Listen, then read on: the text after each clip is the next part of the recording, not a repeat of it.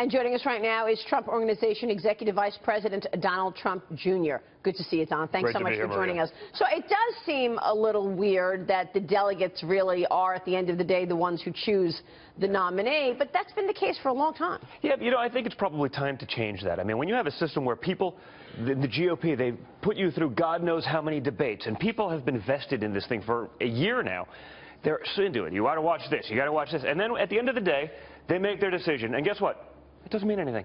It doesn't mean anything. You know, it'd be one thing if it was the GOP and they say, hey, we're going to give you all these candidates, and those candidates are going to win. But it's not like they have a stellar track record, right? I mean, they have a track record of giving you guys that end up losing in the general elections because of this process. And it's because the elite, everyone wants to think that they can be president, so they create a system by which they can manipulate it because they've been involved in it for a very long period of time. And I think you're basically telling the people that their vote doesn't mean anything. Wow. Having said that, your father is still in the lead. He's got the most number of delegates. By a lot. And we've got a big contest tomorrow. How are you feeling? The family rallying around your father. Tell us what goes into your strategy going into New York on Tuesday. Well, listen, I think New York, it's home, right? So it's just been great. And when he's going around the state, and I mean, we have with him, it's the warmth, the excitement has just been incredible. So I mean, I think we're going to crush it tomorrow. It's going to be incredible. It's going to be a lot of fun. There has been a lot of remarking about the ground campaign. Your campaign versus Ted Cruz's campaign. It feels like Ted Cruz has been really focused on the organization of that ground campaign. And a lot of people say the Trump campaign has not. Now, you just hired some new people, obviously. Yes. But do you feel that you need to make some changes here, given what you're seeing in terms of the competitors? Well, listen, I think we've brought in some people that's what they do, right? They're specialists at this. I mean, we are new to this game in that way, right? We've been focused on the people. Now, I know, yes, again, right. That's a novel concept in politics today, but we actually want to give the people of this country who haven't had a voice in a very long time, the hardworking, blue-collar Americans that are the only non-special interest group in this country anymore, the people who made this country great, they don't have a voice. We've been that voice, and they're speaking out.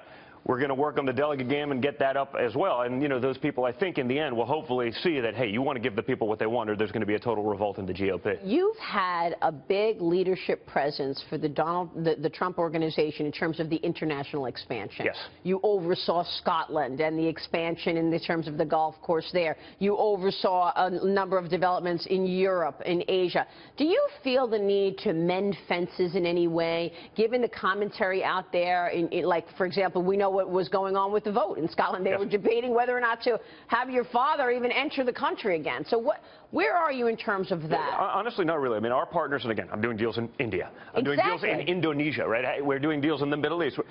And honestly, our partners get it. They're saying, hey, what he's saying is correct. You know, I love it when the people in Mexico and China and, you know, the big politicians, they're saying, Trump is really dangerous. Yeah, because guess what? The people who are most taking advantage of you definitely don't want a guy like that in there, because he'll actually effectuate change. He's actually done these things. And so, you know, when they say, oh, it's been very rough, he's too tough, I've seen him do deals with people of all different ethnicities, all different backgrounds, from all different countries, and he does a deal. He sits across from a table from them. He gets along with them just fine. He's very charming. All right? But there comes a time where you have to put your foot down, and you actually have to say what it is. And if there's one thing he's bringing to this election cycle, is that he's actually speaking the truth. Yeah. He's actually going to say the stuff that most people have been afraid to say because they're worried about it being taboo, or they're worrying about it being not politically correct. And you know what? Eventually, you have to actually speak your mind. Yeah, I wanted to raise it because I want viewers to understand you've been among the internationalists at the company. When they say he's got no foreign policy experience, I look at these other guys. They've never left the United States, let alone foreign policy experience. He's actually done deals with people where his own money is at risk, where other people's money is at risk, where he's got something to gain or lose. Right. With people from all different walks of life, all different countries. And, you know, everyone else in Washington, right, they sit there, there's a group of one person out of 500, they're sitting in a room pontificating. It's like academics, right? You know, they talk about it, but they've actually never done it where something mattered. They're playing with other people's money. And so, you know, he has real foreign policy experience because he's actually done deals in those countries. I get it. So, and at the same time, he resonates because he says what he thinks. Donald Trump, obviously known for coming up with all of these nicknames for people that actually stick. Lion Ted, just one example. Low energy as it relates to Jeb Bush. Now he's talking about a new name for Hillary Clinton. I want to run this down by, get your reaction. And then, of course, we have Crooked Hillary. Crooked Hillary, folks. She's been crooked from the beginning, and to think that she has a shot at being our president, crooked Hillary Clinton. We can't let it happen.